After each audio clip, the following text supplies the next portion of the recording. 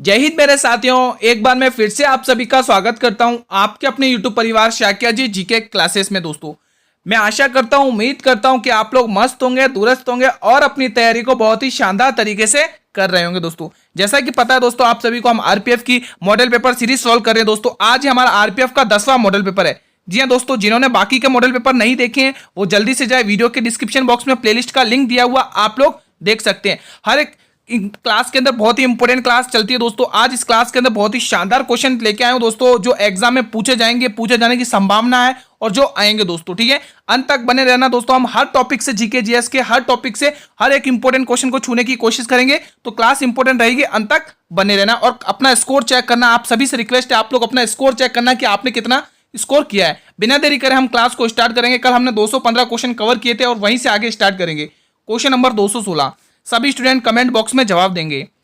बाबर की आत्मकथा बाबरनामा, बाबर की आत्मकथा बाबरनामा किस भाषा में लिखी गई? और बहुत बार ये क्वेश्चन पूछा जाता है, उर्दू, तुर्की, फारसी या पाली। क्या होगा इसका सही जवाब? कमेंट बॉक्स में सभी स्टूडेंट जवाब देंगे, जल्दी से बताएं दोस्तों। बाबर की आत्मकथा बाबरनामा किस भाषा में लिखी गई थी? तो दोस्तों ये लिखी गई थी तुर्की भाषा में। किस किसने ऑप्शन नंबर बी को लॉक किया है? ऑप्शन नंबर बी को किस किस स्टूडेंट ने लॉक किया? ऑप्शन नंबर बी सही जाएगा। ये किस भाषा में लिखी गई थी? तुर्की भाषा में लिखी गई थी दोस्तों। ठीक है, अब आप मुझे बताइए दोस्तों, बाबर ने दोस्तों मुगल साम्राज्य की नींव कब डाली? बाबर ने मुगल साम्राज्य की नींव कब डाली? मुगल साम्राज्य की नींव कब डाली बताइए। मुगल साम्राज्य की नींव कब डाली बताइए। नींव की नींव कब डाली? बहुत ही इजी क्वेश्चन पूछा मैंने, आप लोग कमेंट बॉक्स में बताएं इसका जवाब। सभी स्टूडेंट का जवाब कमेंट बॉक्स में आना चाहिए। बहुत ही इजी क्वेश्चन है। ठीक है, अगला क्वेश्चन आपके स्क्रीन पर है, क्वेश्चन नंबर 217। अहमद शाह अब्दाली भारत में किस एशियाई देश से आया था? बहुत ही शानदार क्वेश्चन है। अफगानिस्तान, पाकिस्तान, तुर्की या कजाकिस्तान। क्या होगा इसका सही जवाब? जल्दी से बताएं। अहमद शाह अब्दाली भारत में किस एशियाई देश से आया था? यह क्वेश्चन भी बहुत बार पूछा गया है, तो वो है दोस्तों अफगानिस्तान। दोस्तों, किस किसने ऑप्शन नंबर ए को लॉक किया है? ऑप्शन नंबर ए को जिस भी स्टूडेंट ने लॉक किया है उसने बिल्कुल सही टिक किया दोस्तों। ध्यान रखना, एग्जाम में ये क्वेश्चन बहुत बार पूछा जाता है दोस्तों। अहमद शाह अब्दाली भारत में किस एशियाई देश से आया था? तो ये था अफगानिस्तान दोस्तों। ठीक है, आप सभी को पता होगा दोस्तों, इसने दोस्तों 1757 में दिल्ली पर विजय प्राप्त की थी दोस्तों। ध्यान रखना, 1757 में दिल्ली पर विजय प्राप्त की थी दोस्तों। ठीक है, और एग्जाम में ये क्वेश्चन पूछा जाता है दोस्तों। ठीक है, तो आप लोग ऑप्शन नंबर ए को टिक करेंगे। बढ़े अगले क्वेश्चन की तरफ। क्वेश्चन नंबर 218 दोस्तों, इंदिरा गांधी नहर को पहले किस नाम से जाना जाता था बताइए। हरियाणा नहर, गुजरात नहर, पंजाब नहर या राजस्थान नहर। बहुत ही शानदार क्वेश्चन है, जल्दी से बताइए। अंत तक बने रहना दोस्तों। हम जीके जीएस के वो हर एक टॉपिक से हर एक इंपॉर्टेंट क्वेश्चन को छूने की कोशिश करेंगे जो आपके एग्जाम में सीधे बनते हैं क्वेश्चन। ठीक है, तो ये क्लास बहुत ही इंपॉर्टेंट रहने वाली है आप लोगों के लिए। तो बिल्कुल पहले हम इसको किस नाम से जाना जाते थे? राजस्थान नहर के नाम से जाना जाता था इंदिरा गांधी नहर को दोस्तों। Option number D will be the right answer. अगला क्वेश्चन आपकी स्क्रीन पर, क्वेश्चन नंबर 219। भारतीय मुद्रा के नोट पर छापे जाते हैं दोस्तों। कहां पर छापे जाते हैं भारतीय मुद्रा के नोट? कहां पर छापे जाते हैं? आगरा में, नासिक में, मुंबई में या लखनऊ में। बताइए दोस्तों, क्या होगा इसका सही जवाब? दोस्तों, भारतीय मुद्रा के नोट की बात करें दोस्तों, ये कहां पर छापे जाते हैं, कहां कहां पर, मैं आपको बता देता हूं। एक तो ऑप्शन में ही है, दो और बता देता हूं। एक तो आप ध्यान रखेंगे दोस्तों, देवास, एमपी के देवास में। एक तो एमपी के देवास में छापे जाते हैं। 3 जगह नोट छापे जाते हैं, ठीक है, भारत में, देवास में। और दूसरा तेलंगाना के हैदराबाद में, तेलंगाना के हैदराबाद में दोस्तों। ठीक है, हैदराबाद। और तीसरा, भारत में हमारे 3 जगह नोट छापे जाते हैं और तीसरा है नासिक। ठीक है, ये आप 3 शहर ध्यान रखेंगे दोस्तों। ठीक है, जहां पर भारतीय मुद्रा के नोट छापे जाते हैं दोस्तों। ठीक है, हमारे ऑप्शन में नासिक है तो हम नासिक टिक करेंगे। Option number B will be the right answer. अगले क्वेश्चन की तरफ बढ़ते हैं। अगला क्वेश्चन है आपकी स्क्रीन पर, क्वेश्चन नंबर 220। कूद नृत्य कहां का एक प्रसिद्ध नृत्य है बताइए। मध्य प्रदेश, राजस्थान, उड़ीसा या जम्मू कश्मीर। मैं आपके लिए कुछ और इंपॉर्टेंट नृत्य के नाम लिख रहा हूं, आप लोग मुझे उसका जवाब कमेंट बॉक्स में देना। ठीक है, मेरा पहला क्वेश्चन रहेगा धमाल नृत्य। बताइए आप लोग, धमाल, ये धमाल नृत्य किस राज्य का है दोस्तों? बताइए आप लोग। धूसर, धमाल हो गया, धूसर हो गया, धूसर और एक और है दोस्तों स्वांग। स्वांग आप लोगों को बताना है ये तीनों नृत्य दोस्तों, ये तीनों लोक नृत्य दोस्तों कहाँ किस राज्य के प्रसिद्ध है, जल्दी से बताइए। सभी स्टूडेंट्स बताएंगे। कूद नृत्य कहाँ का एक प्रसिद्ध नृत्य है, पहले इसका जवाब दें। गुरुजी अगर कूद नृत्य की बात करेंगे तो हम टिक करेंगे option number D, Jammu Kashmir का प्रसिद्ध है दोस्तों। कहां का प्रसिद्ध है ये कूद नृत्य, जम्मू और कश्मीर का प्रसिद्ध है। ऑप्शन नंबर यहां से डी ऑप्शन को टिक करेंगे, ठीक है। और मैंने आपसे क्वेश्चन किया कि धमाल, धूसर और स्वांग ये आपके दोस्तों हरियाणा के प्रसिद्ध है दोस्तों। हरियाणा ये किस राज्य के प्रसिद्ध है दोस्तों, हरियाणा राज्य के ये नृत्य प्रसिद्ध है दोस्तों। आप लोग यहाँ पे ध्यान रखेंगे दोस्तों, ठीक है। एक नृत्य के साथ मेरे 3 नृत्य और बताएं जो एग्जाम में पूछे गए नृत्य, इनको रट लेना अच्छे से, ठीक है। पीडीएफ आपको मेरे टेलीग्राम चैनल पर मिल ही जाएगी। जिसने टेलीग्राम चैनल को ज्वाइन नहीं किया है अभी तक देरी मत करो दोस्तों, जल्दी से टेलीग्राम चैनल को ज्वाइन कर लो। लिंक वीडियो के डिस्क्रिप्शन बॉक्स में दिया हुआ आप लोगों को, ठीक है। मैं आपको और बता देता हूं, हमने जीके जीएस की 65 क्लासेस कवर की है, लगभग 1400 क्वेश्चंस कवर किए, ठीक है। इन सभी क्लासेस की पीडीएफ आपको टेलीग्राम चैनल पर मिल जाएगी। टेलीग्राम चैनल को ज्वाइन कर लें दोस्तों, और बाकी जो भी अपडेट होगी वो मैं आपको टेलीग्राम चैनल पर दे दूंगा दोस्तों, ठीक है। अकबरनामा कितनी पुस्तकों में विभाजित है, बताइए। 3 पुस्तकें, 4 पुस्तकें, 2 पुस्तकें या 6 पुस्तकें। बहुत ही प्यारा सा क्वेश्चन है और एग्जाम में यह क्वेश्चन पूछा गया है, बताइए। अकबरनामा कितनी पुस्तकों में विभाजित है, 3 पुस्तकें, 4 पुस्तकें, 2 पुस्तकें या 6 पुस्तकें। बताइएगा दोस्तों क्या होगा इसका सही जवाब। तो साथियों इस क्वेश्चन का सही जवाब ऑप्शन नंबर ए जाएगा, 3 पुस्तकें। अब दोस्तों वो 3 पुस्तकें कौन कौन सी, अब ध्यान से सुनना दोस्तों, ठीक है। ध्यान से सुनना समझना दोस्तों, बहुत इंपॉर्टेंट पुस्तकें हैं ये तीनों। मैं नाम लिख देता हूं आपके सामने, ठीक है। पहली पुस्तक की बात करें दोस्तों अकबरनामा। अकबरनामा दोस्तों पहली पुस्तक की बात करें, इसमें अकबर के पूर्वज के बारे में बताया दोस्तों। किसके बारे में, मैं यहाँ पे लिख देता हूं अकबर के पूर्वज के बारे में बताया। ध्यान रखना दोस्तों एग्जाम में पूछ ली जाती हैं, ठीक है। अकबर के पूर्वज के बारे में बताया। और दूसरी पुस्तक में अकबर के शासन के बारे में, अकबर का शासन है, अकबर का शासन,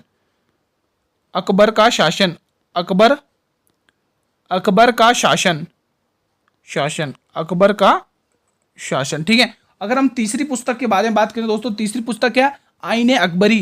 क्या है भाई, आईने अकबरी,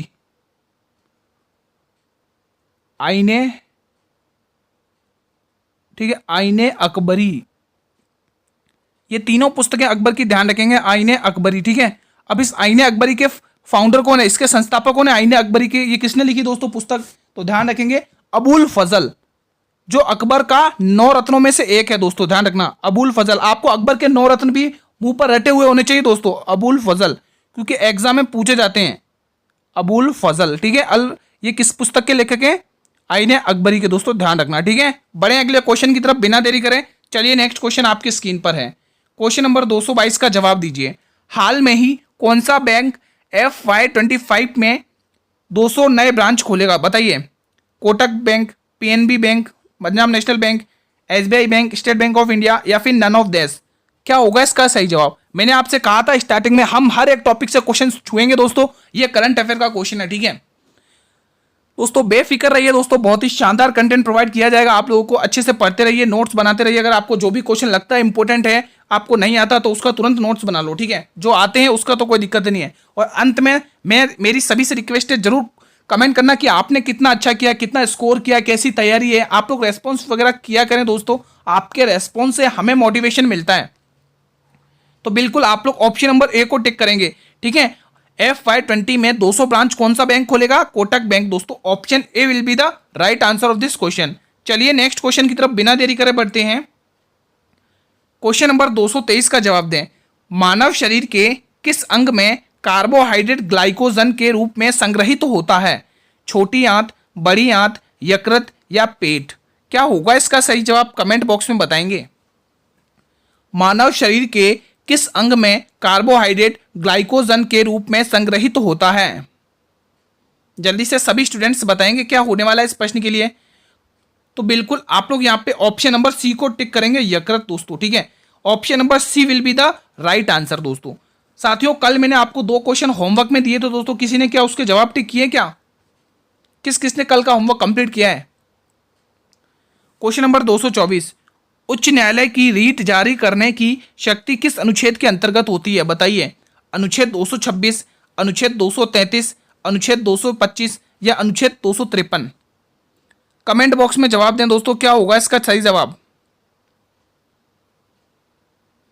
दोस्तों मैं कुछ और अनुच्छेद लिख दे रहा हूं, आपको उनके जवाब देने दोस्तों, ठीक है। जैसे मैंने अनुच्छेद लिखा 352 में क्या है, अनुच्छेद 352 में क्या है, अनुच्छेद 352 में क्या है, अनुच्छेद 356 में क्या है, बताइए दोस्तों। ये दोनों के जवाब आप लोगों को कमेंट बॉक्स में देना है। अनुच्छेद 352 में क्या है, अनुच्छेद 356 में क्या है। तब तक हम इसका सही जवाब टिक करते हैं ऑप्शन नंबर ए, ठीक है। तो उच्च न्यायालय की रीट जारी करने की शक्ति हमें किस अनुच्छेद के अंतर्गत मिलती है, अनुच्छेद 226, option number A will be the right answer. अगला क्वेश्चन आपकी स्क्रीन पर है, क्वेश्चन नंबर 225, भारत के किसी राज्य का मुख्यमंत्री बनने हेतु न्यूनतम आयु क्या है, बताइए।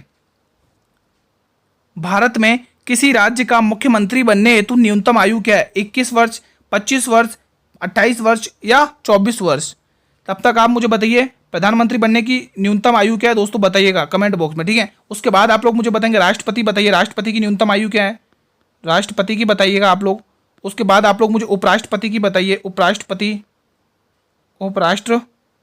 उपराष्ट्रपति। उसके बाद आप लोग मुझे राज्यपाल, ठीक है। ये जो क्वेश्चन मैंने आपके स्क्रीन पर लिखे हैं दोस्तों, इनकी जल्दी से बताइए कि न्यूनतम आयु क्या है दोस्तों इनके पद पर रहने के लिए दोस्तों, ठीक है।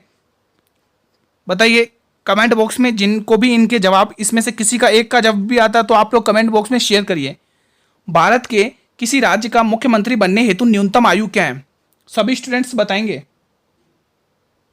तो यहां पर 25 वर्ष टिक करेंगे दोस्तों। कितना है भाई, भारत में किसी भी राज्य के मुख्यमंत्री अगर आप बनना है आपको, तो आप लोग की न्यूनतम आयु 25 वर्ष होनी चाहिए। यहीं पर दोस्तों प्रधानमंत्री की भी 25 वर्ष के लिए आयु रखी गई है दोस्तों, ठीक है। 25 ईयर तो होना ही चाहिए, ठीक है।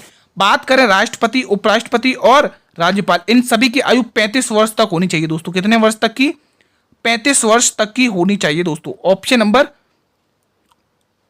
नंबर क्या मतलब कि इन क्वेश्चन का जवाब क्या होगा, 35 वर्ष दोस्तों, जो भी आपसे क्वेश्चन किए हैं, ठीक है। तो ध्यान रखना दोस्तों, ये इंपॉर्टेंट क्वेश्चन है। एक क्वेश्चन बनता है कंफ्यूज करने के लिए बच्चे, और बच्चे कंफ्यूज करके इधर का उधर करके आ जाते हैं और उनके गलत हो जाता है। लेकिन आप गलत ना करें, इनको अच्छे से रट लें। जिस प्रकार से मैंने तीनों हिसाब से लिखे उसी हिसाब से आप लोग लर्न कर लें। जैसे president, vice president and governor, इन तीनों की न्यूनतम आयु कितनी होगी, 35 वर्ष दोस्तों, 35 ईयर ओल्ड, ठीक है। तो ध्यान रखना इन सभी का।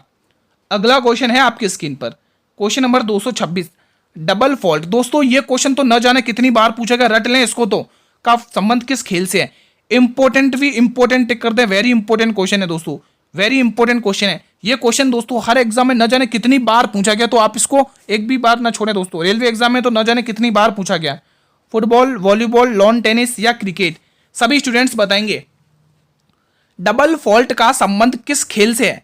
सभी स्टूडेंट कमेंट बॉक्स में इसका जवाब दें, सभी स्टूडेंट जवाब देंगे। बताइए दोस्तों क्या होगा इसका सही जवाब, डबल फॉल्ट का संबंध किस खेल से है। अगर डबल फॉल्ट की बात करें दोस्तों तो इसका संबंध लॉन टेनिस से है दोस्तों, लॉन टेनिस से। किससे है भाई, लॉन टेनिस से। Option number C will be the right answer दोस्तों। किस किसने स्टूडेंट ने ऑप्शन नंबर सी को टिक किया है। जिन भी स्टूडेंट का जवाब ऑप्शन सी है तो वो अपनी तैयारी बहुत ही शानदार करें, अपने लक्ष्य की ओर ऐसे ही बढ़ते रहेंगे तो उनको सफलता लेने से कोई भी नहीं रोक सकता है दोस्तों। सिलेक्शन आपका होगा दोस्तों, ठीक है। ध्यान रखना दोस्तों, मेहनत करते रहना दोस्तों, एग्जाम में यही क्वेश्चन पूछे जाते हैं दोस्तों, ध्यान रखिए। अम्लीय पदार्थों का पीएच मान कितना होता है दोस्तों, यहाँ पे पीएच लिखा हुआ है, ठीक है। बताइए अम्लीय पदार्थों का पीएच मान क्या होता है, 2 से कम, 7 से कम, या फिर 1 से कम, या फिर 4.04 से कम। बताइए क्या होगा इसका सही जवाब, बताइए दोस्तों। अम्लीय पदार्थों का पीएच मान कितना होता है दोस्तों, बिल्कुल दोस्तों 7 से कम होता है दोस्तों। अगर 7 से कम होगा तो वो अम्लीय होंगे दोस्तों, ठीक है। अगर 7 से ज्यादा हो गया तो वो क्षार होंगे, यानी बेस हो जाएगा दोस्तों। Option number B will be the right answer. अगला क्वेश्चन आपकी स्क्रीन पर है, क्वेश्चन नंबर 228, करंट अफेयर का बहुत ही शानदार क्वेश्चन है। ये क्वेश्चन तो भाई सभी को आना चाहिए, मजा आ जाएगा इस क्वेश्चन को। जल्दी से, हाल में ही T20 में 200 छक्के लगाने वाले पहले बल्लेबाज कौन बने हैं, विराट कोहली, रोहित शर्मा, मैक्सवेल या मार्टिन गप्टिल। दोस्तों मार्टिन गप्टिल दोस्तों न्यूजीलैंड का प्लेयर है, न्यूजीलैंड का। ये किस टीम से खेलता है, न्यूजीलैंड टीम से खेलता है दोस्तों, ठीक है। न्यूजीलैंड का प्लेयर है दोस्तों। मैक्सवेल ऑस्ट्रेलिया का प्लेयर है जो रॉयल चैलेंजर बेंगलोर से खेलता है। ऑस्ट्रेलिया क्या, इस बार ये फॉर्म में नहीं था दोस्तों, है ना। ऑस्ट्रेलिया का प्लेयर था दोस्तों, ठीक है। विराट कोहली और रोहित शर्मा की तो क्या ही बात करें, आप सभी बच्चे जानते ही हैं। तो इसका सही जवाब भी आप लोग रोहित शर्मा टिक करेंगे, हिटमैन। ठीक है, option number B will be the right answer. ठीक है, T20 में 200 छक्के लगाने वाले हमारे भारत के बल्लेबाज कौन है? रोहित शर्मा दोस्तों। ठीक है, अगला क्वेश्चन आपकी स्क्रीन पर है, क्वेश्चन नंबर 229 दोस्तों। बताइए इसका जवाब। चार मीनार किस शहर में स्थित है? लखनऊ, हैदराबाद, मुंबई और दिल्ली। मैं आपसे चार मीनार के संस्थापक का नाम पूछना चाहता हूं, जल्दी से बताइए। चार मीनार के संस्थापक कौन है और इसकी स्थापना कब हुई है? स्थापना कब हुई है? इसकी स्थापना कब हुई है? बताइए दोस्तों, क्या होगा इसका सही जवाब? जल्दी से बताएंगे।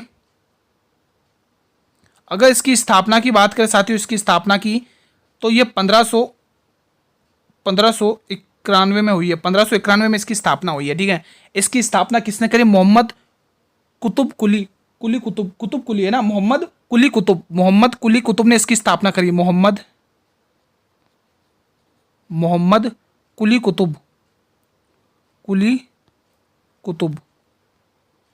ठीक है, ध्यान रखना, मोहम्मद कुली कुतुब ने इसकी स्थापना करी। और कहां पर करी? हैदराबाद में। तेलंगाना का शहर है ये हैदराबाद। ऑप्शन नंबर बी को लॉक करेंगे सभी साथी। आई होप कि आप सभी स्टूडेंट ने ऑप्शन नंबर बी को ही लॉक किया होगा। अगला क्वेश्चन है आपकी स्क्रीन पर, क्वेश्चन नंबर 231। भारतीय रिजर्व बैंक वाणिज्य बैंकों को किस दर पर ऋण देता है? मतलब कि आरबीआई किस रेट पर कमर्शियल बैंक को इंटरेस्ट प्रोवाइड कराता है? बताइए।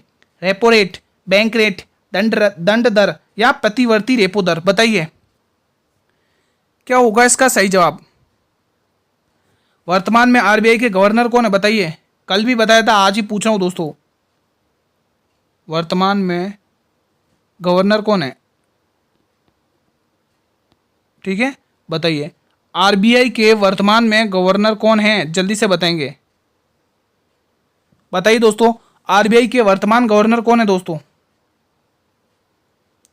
सभी स्टूडेंट्स बताएंगे। तब तक इसका सही टिक करिए। बैंक रेट, जो भी बैंक रेट होती है उस पर क्या करते हैं? आरबीआई होती है, वो क्या करते हैं? कमर्शियल बैंक्स को लोन प्रोवाइड कराती है। कमर्शियल बैंक में जैसे छोटे मोटे बैंक आ जाते हैं, पंजाब नेशनल बैंक वगैरह, ठीक है, state bank of India, SBI वगैरह, ऐसे छोटे मोटे बैंक आ जाते हैं ना, कोटक बैंक, एचडीएफसी, ये सब कमर्शियल बैंक्स के अंदर आते हैं। ठीक है, तो इनको ये क्या करती है? आरबीआई बैंक रेट पर इनको इंटरेस्ट प्रोवाइड कराती है। मैंने आपसे पूछा वर्तमान गवर्नर, शक्तिकांत दास, सभी को पता होना चाहिए दोस्तों। ये तो शक्तिकांत दास दोस्तों गवर्नर है दोस्तों, ध्यान रखना, एग्जाम में पूछा जाता है। आप लोग मुझे जरूर बताना कि आरबीआई की स्थापना किस एक्ट के तहत हुई थी और कब हुई थी और इसका पहला मुख्यालय कहाँ था। और अब 1900, देखो मैं बता देता हूँ, 1935 में दोस्तों इसकी स्थापना हो गई थी दोस्तों। 1935 में 1934 का रेगुलेटिंग एक्ट आया था, 1935 के तहत इसकी स्थापना हो गई थी। ठीक है, तब इसका मुख्यालय यानी कि हेडक्वार्टर कोलकाता में था। लेकिन 1937 के बाद इसके मुख्यालय को स्थानांतरित करके मुंबई में कर दिया दोस्तों। ठीक है, तो अभी वर्तमान में हेडक्वार्टर कहाँ है? मुंबई में, ध्यान रखना दोस्तों। ठीक है, अगर आपको पहला हेडक्वार्टर पूछ ले तो आप लोग कौन सा? कलकत्ता टिक करेंगे, मुंबई मत टिक कर देना, गलत हो जाएगा आपका। Question number 232। रामगंगा नदी निम्न में से किस राष्ट्रीय उद्यान से होकर गुजरती है? काजीरंगा, जिम कॉर्बेट, सारिस्का या रणथंबोर। बताइए दोस्तों, क्या होगा इसका सही जवाब? जल्दी से बताएं, तब तक मैं आपको इनकी लोकेशन बता देता हूं। ठीक है, रणथंबोर की बात करें तो राजस्थान के सवाई माधोपुर में, सवाई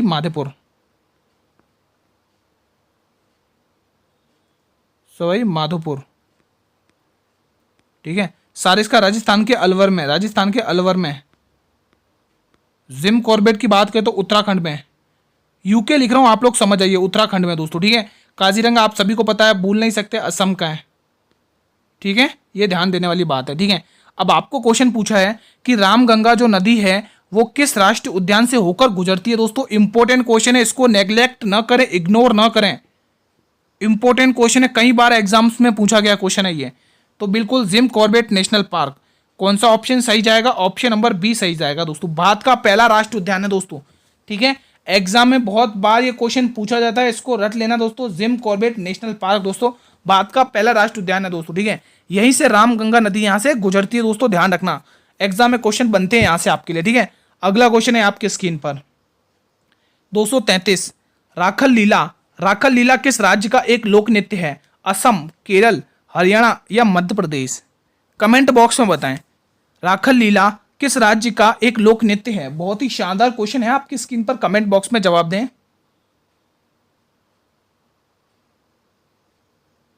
तो बिल्कुल आप लोग यहाँ पे कौन सा ऑप्शन टिक करेंगे? ये किस राज्य का एक लोक नृत्य है? असम राज्य का दोस्तों। ऑप्शन नंबर ए को लॉक करेंगे। A will be the right answer. Next question on your screen. Next question आपकी स्क्रीन पर है 234।